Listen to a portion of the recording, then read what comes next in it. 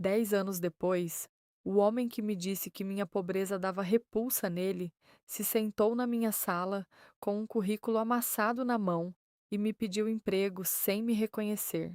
Eu tenho 30 anos, chamo Isabela, tenho uma mansão nos arredores de Campos do Jordão, uma cobertura em Higienópolis e a maior rede de eventos e hotelaria de luxo do país. Não conto isso por vaidade. Conto porque precisa ficar claro o tamanho da distância entre quem eu era e quem ele encontrou sentada naquele escritório naquela tarde de junho. Mas a história começa antes disso. Começa numa calçada molhada de São Paulo, numa noite em que eu tinha 20 anos. As mãos ásperas de produto de limpeza, o tênis com sola furada deixando passar água e o guarda-chuva dele na mão. Fui devolver porque eu amava. Fui de metrô e ônibus até o restaurante onde ele estava com os amigos, com os cabelos encharcados e uma expressão que eu hoje reconheço como a cara exata da ingenuidade. Quando cheguei e chamei o nome dele, o silêncio que caiu tinha textura, tinha desdém, e então ele disse, com uma voz que não levantou nem um decibel sequer, claro o suficiente para que todos ao redor ouvissem. Olha para você, essa pobreza extrema me dá repulsa. As portas de vidro do restaurante se fecharam atrás dele, e eu fiquei parada na chuva, segurando o guarda-chuva de um homem que havia acabado de decidir que eu não existia. Eu conheci Victor numa tarde de sexta-feira na fila do bandejão da faculdade, no segundo semestre do meu primeiro ano de administração. Ele estava na fila errada. A fila da faculdade pública não era o ambiente dele. Era o ambiente de um amigo dele que estudava lá e com quem ele havia combinado o almoço. Mas ele ficou na fila, ficou ao meu lado e sorriu com aquela boca que eu levei meses para parar de pensar. Na época, eu acordava às 5 da manhã, pegava o trem até o Brooklyn, limpava banheiros, corredores e salas de um edifício comercial de 8 andares. Às 6 da tarde, trocava o da uniforme de trabalho no banheiro do metrô, enfiava o livro de contabilidade na bolsa gasta de couro sintético e ia para a faculdade em Osasco. Chegava em casa, no quarto de 8 metros quadrados que alugava da dona Eunice em Carapicuíba, entre 10h30 e 11 da noite. Comia o que sobrava, estudava por mais uma hora e dormia. Victor sabia disso tudo. Eu não escondia, não tinha por que esconder. Na minha cabeça, trabalho nunca foi vergonha. O que eu não entendia na época era que o problema nunca foi o trabalho. O problema era o que o trabalho representava para ele na frente dos outros.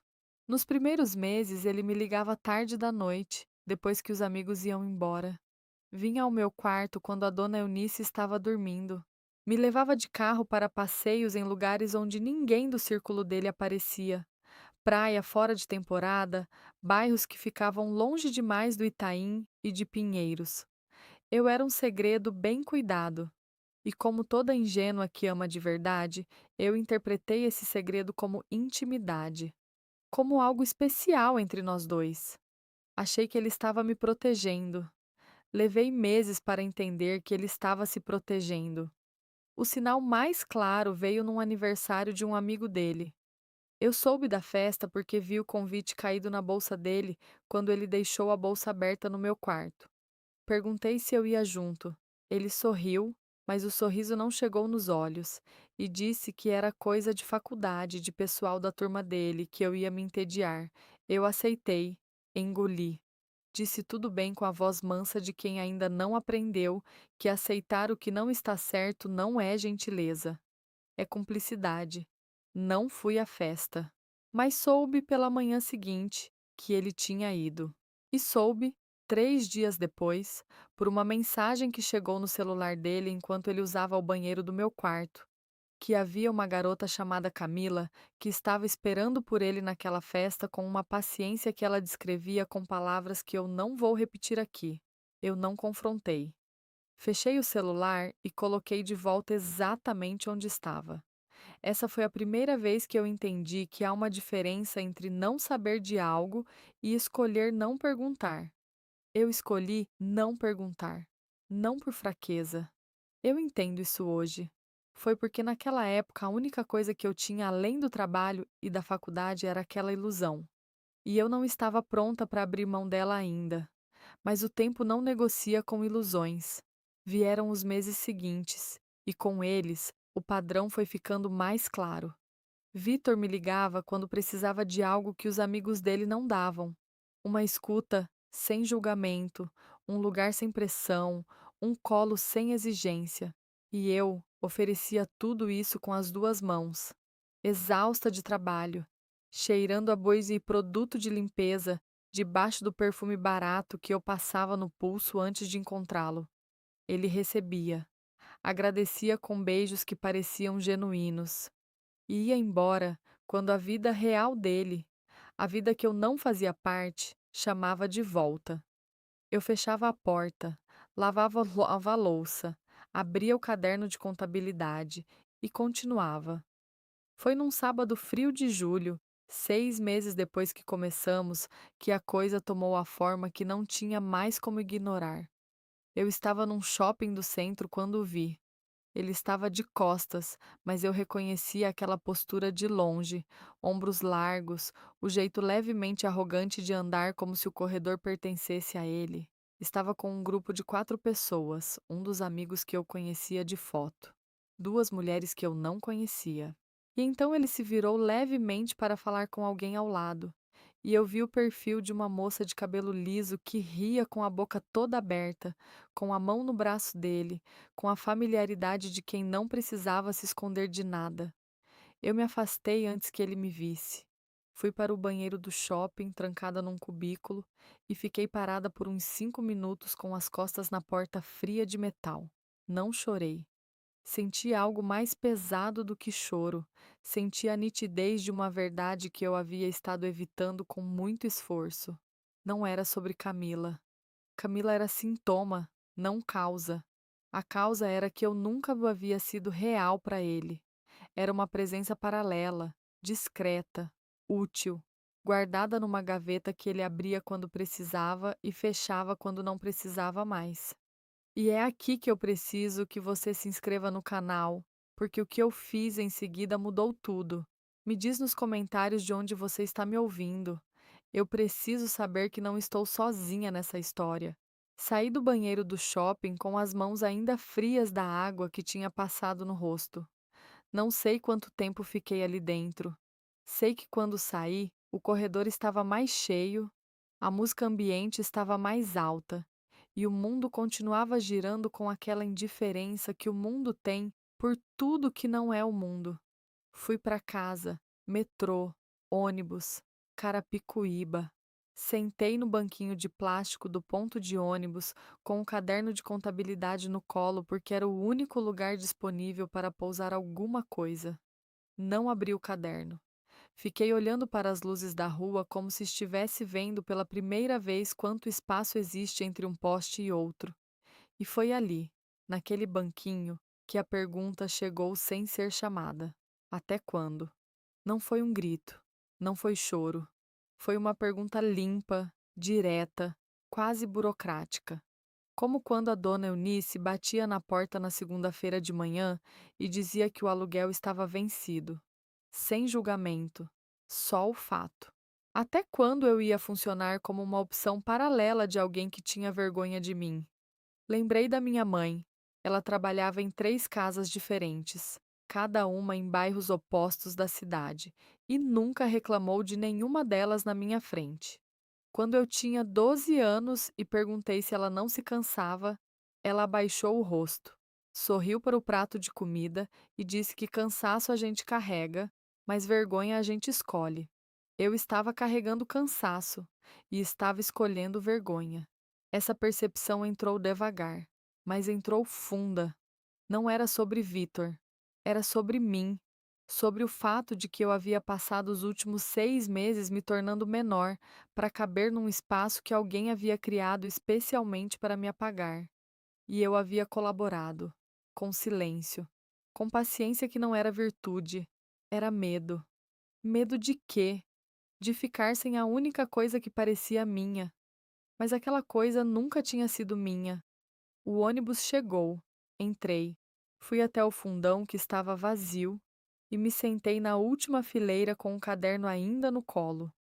Do lado de fora, os postes passavam rápido demais para serem vistos direito.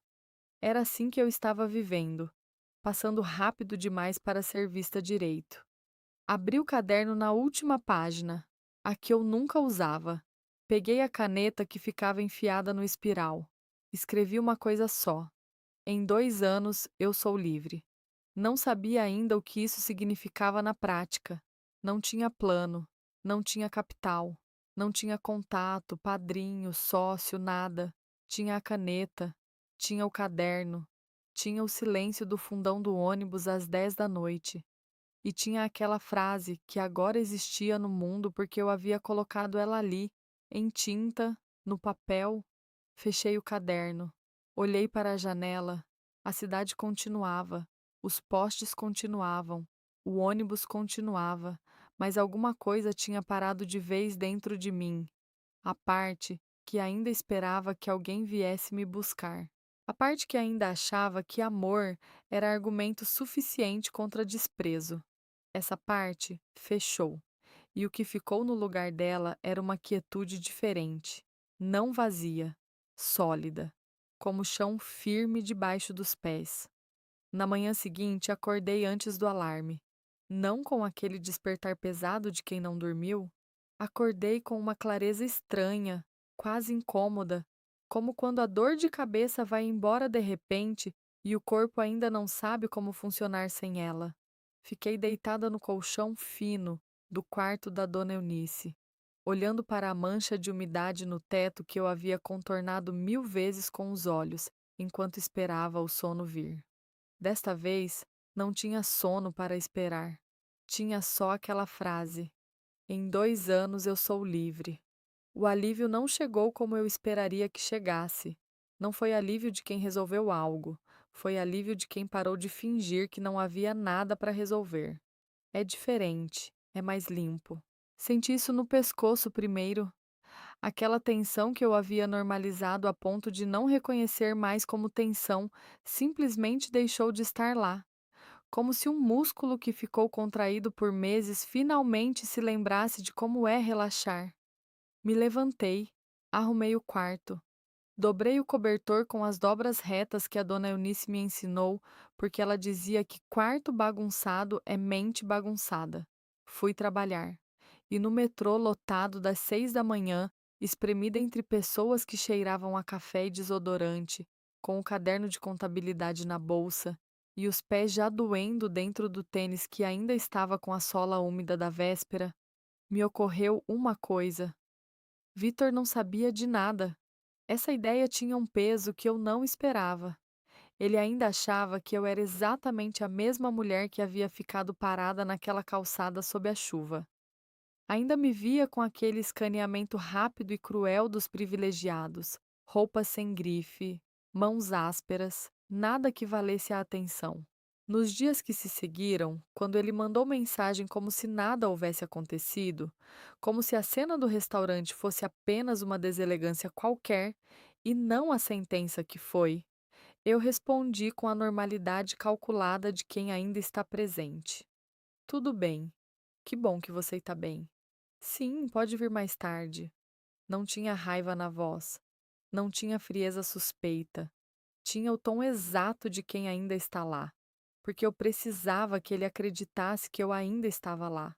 A dona Eunice, que não sabia de nada, mas percebia tudo, me olhou numa manhã de segunda-feira enquanto eu pagava o aluguel e disse, com aquela economia de palavras que as pessoas muito inteligentes e muito cansadas desenvolvem com o tempo: você está diferente. Eu disse que estava bem, só cansada. Ela ficou me olhando por mais 2 segundos do que o necessário, assentiu uma vez só e voltou para a de cozinha. Ela não perguntou mais nada e eu continuei.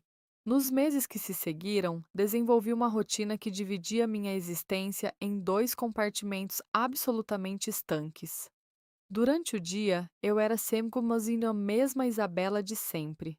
faxineira no edifício do Brooklyn, estudante de administração em Osasco, moradora do quarto da dona Eunice, namorada discreta de um homem que tinha vergonha da minha existência. Durante a noite, depois que o quarto ficava em silêncio, eu abria o caderno na última página e trabalhava. Não em contabilidade, em números reais. Quanto eu ganhava por mês, quanto eu gastava, quanto sobrava, quanto sobraria se eu cortasse o que podia ser cortado. Quanto tempo levaria para juntar o valor mínimo para um equipamento básico de confeitaria?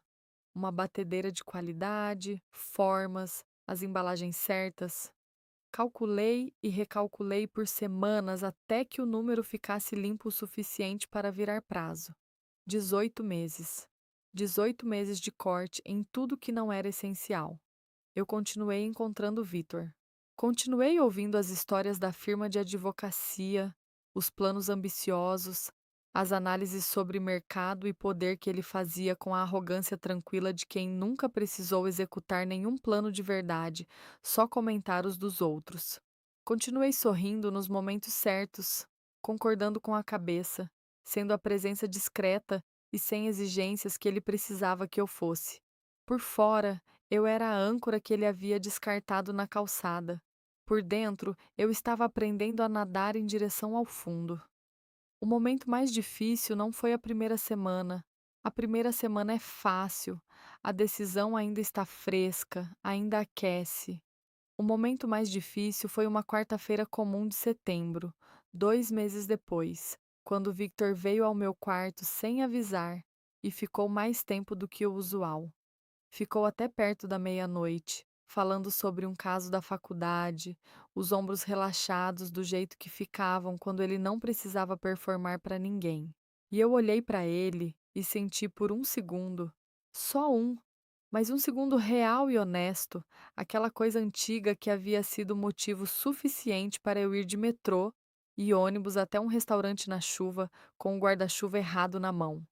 O amor ainda estava lá, não havia sumido só porque eu havia decidido. Ele era teimoso daquele jeito que o amor costuma ser quando não tem onde mais morar. Fechei os olhos por um instante e veio a voz da minha mãe, não como lembrança abstrata, mas concreta, nítida, com o sotaque exato e o timbre levemente rouco das tardes cansadas. Cansaço a gente carrega, mas vergonha a gente escolhe. Abri os olhos. Vitor ainda falava. Eu sorri no momento certo, concordei com a cabeça e mantive os dois compartimentos completamente separados. Na manhã seguinte, abri o caderno na última página e atualizei os números. 16 meses. Foi numa sexta-feira de novembro que a fachada quase rachou. Vitor havia me avisado na véspera que passaria no meu quarto depois do trabalho. Mensagem curta, sem horário definido. O tipo de aviso que ele dava quando a conveniência era dele e a adaptação era minha. Eu respondi com um tudo bem e guardei o celular. O problema era que naquela sexta-feira de novembro eu tinha uma reunião. Não era bem uma reunião ainda. Era uma conversa, como eu chamava na minha cabeça para não inflar demais algo que ainda estava engatinhando. Uma conversa com o seu Laércio, dono de uma distribuidora de insumos para confeitaria no Brás, que havia aceitado sentar comigo por 20 minutos depois que eu apareci na loja dele 3 sábados seguidos fazendo perguntas que ele descreveu. Na terceira vez, como as perguntas mais organizadas que um cliente tinha feito na vida dele. Ele tinha 62 anos, cabelo branco, mãos que carregavam 40 anos de trabalho com sacas de farinha e um olho para negócio que eu reconhecia porque era o mesmo olho que eu estava desenvolvendo. Precisava daquela conversa. Era a primeira abertura real para um fornecimento com desconto de volume. O tipo de acordo que a lógica dos meus cálculos no caderno dependia. Mas Victor vinha, sem horário. Eu fui ao Brás.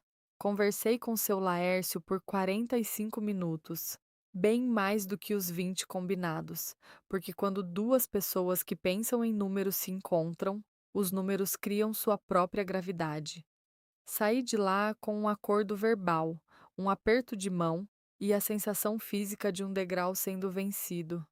Uma coisa pequena, uma coisa real. No metrô de volta, o celular vibrou. Estou chegando em 10 minutos. Fiz o cálculo. Eu estava só a 35 minutos da dona Eunice no melhor cenário, com as conexões no horário. Mandei uma mensagem de volta. Tive um imprevisto no trabalho. Pode chegar em 40 minutos? Ele mandou um ok com uma energia de quem estava apenas adiando algo, não reconsiderando. Corri, não é figura de linguagem. Corri dentro da estação, pulei a catraca com o cartão já na mão, subi a escada rolante pelo lado esquerdo, passando por 3 pessoas, peguei o ônibus que estava fechando as portas. Cheguei ao quarto com 12 minutos de sobra. Troquei a blusa, passei água no rosto, escondi o caderno debaixo do colchão, no espaço que eu havia criado especificamente para isso. O lado de dentro, encostado na parede, onde a dona Eunice não chegaria com a vassoura. Quando Victor bateu na porta, eu estava sentada na cadeira com o livro de contabilidade da faculdade aberto na mesa. Parecia natural, era calculado até o ângulo da cadeira. Ele entrou, me deu um beijo rápido, jogou a jaqueta na cama. Perguntou se eu tinha água. Eu fui buscar a água. E enquanto estava de costas para ele, de frente para a pequena pia do quarto, senti algo que não tinha nome certo. Não era culpa, não era medo, não era exatamente alívio. Era a sensação estranha de perceber que havia ficado boa demais nisso, que aqueles 12 minutos de corrida e reposicionamento haviam sido executados com uma eficiência que me assustou levemente, como quando você faz algo no automático e só depois percebe a precisão com que o fez. Entreguei a água, me sentei de volta, ouvi sobre a semana dele. O caderno estava a 40 centímetros do pé dele, debaixo do colchão. Ele não sabia. Eu sorri no momento certo. Disse as coisas certas. Fui exata. E isso, eu descobriria mais tarde, era o começo de algo que custaria mais do que os números do caderno. Houve uma noite em fevereiro, 4 meses depois da conversa com seu Laércio, que eu não consigo narrar sem sentir o peso dela de volta no peito. Era quarta-feira. Eu havia recebido meu primeiro pedido pago de bolo. Não um favor, não um teste, um pedido real, com dinheiro real, de uma mulher chamada Rita, que trabalhava no mesmo prédio que eu limpava e havia experimentado uma fatia que eu trouxe por acaso numa marmita. Eram R$ 120. Um bolo de 2 andares para o aniversário da filha dela. Trabalhei 3 noites na cozinha pequena da dona Eunice, que havia me dado permissão de usar o fogão depois das 10 da noite em troca de uma fatia reservada. R$ 120. Eu sei que parece pouco, mas naquela noite, quando Rita me pagou na portaria com 3 notas dobradas e disse que o bolo estava o mais bonito que ela havia visto na vida, eu fui direto ao banheiro do andar térreo, tranquei a porta e fiquei em pé na frente do espelho segurando as notas com as 2 mãos por um tempo que não sei medir. Fui para casa mais cedo. E quando cheguei no quarto, me sentei na cama, abri o caderno na última página e ia atualizar os números como sempre fazia.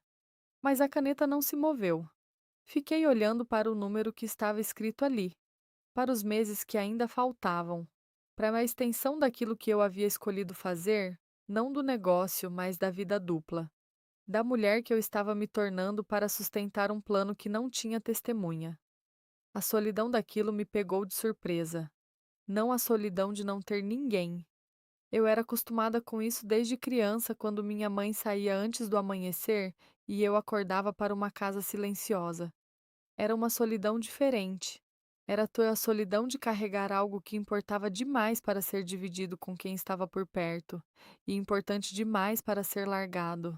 Pensei na minha mãe, enquanto ela havia carregado calada, em quantas decisões ela havia tomado sem ninguém para confirmar se estava certa. Em quantas noites ela havia atualizado seus próprios números mentalmente, sem caderno, sem caneta, só a conta da cabeça, o aluguel, o mercado, o vale-transporte. Eu. Ela nunca havia me dito que era difícil. Eu entendi naquela noite que não era fraqueza da parte dela. Era escolha. Porque algumas coisas, quando você coloca em palavras antes da hora, perdem a consistência que precisam ter para continuar em pé. Minha mãe sabia disso, e eu estava aprendendo da única forma que realmente ensina: vivendo. Mas naquela noite de fevereiro, com as 3 notas dobradas em cima da cama e o caderno aberto na minha frente, eu me permiti por uns 10 minutos sentir o tamanho inteiro daquilo, a distância que eu estava colocando entre quem eu era e quem eu estava me tornando. O fato de que nenhuma das duas versões de mim podia ser completamente real ao mesmo tempo. O fato de que eu havia escolhido isso, sem hesitação, e que escolheria de novo, mas que escolher não torna a coisa menos pesada, só torna o peso suportável. Fechei o caderno, coloquei as notas dentro do envelope que ficava guardado no forro da bolsa de couro sintético. Deitei sem abrir a contabilidade da faculdade, sem checar o celular, sem planejar o dia seguinte. Dormi mais rápido do que em semanas. E no dia seguinte, acordei antes do alarme, como sempre. O dia em que ele chegou não foi um dia especial. Eu estava no escritório do segundo andar, revisando os termos de uma aquisição hoteleira em Florianópolis, com 2 xícaras de café já vazias na bancada e uma pilha de contratos que minha equipe jurídica havia marcado em amarelo para minha aprovação final. Era uma tarde fria de junho. O tipo de tarde que São Paulo faz quando quer parecer Campos do Jordão sem o esforço. Aquele vento seco que corta antes que você perceba. Minha assistente, Patrícia, bateu 2 vezes na porta com aquela economia de gestos que eu havia treinado nela. Disse que o próximo candidato havia chegado. A vaga de motorista e assistente geral estava aberta há 3 semanas. Eu havia recebido 47 currículos. Havia feito entrevistas com 11 candidatos. Não havia publicado meu nome no anúncio. Não havia publicado o endereço da mansão, só um endereço de triagem em Alphaville. E a remuneração acima da média que atraía o tipo de candidato que a função exigia. Disse a Patrícia para mandá-lo subir. Continuei lendo o contrato.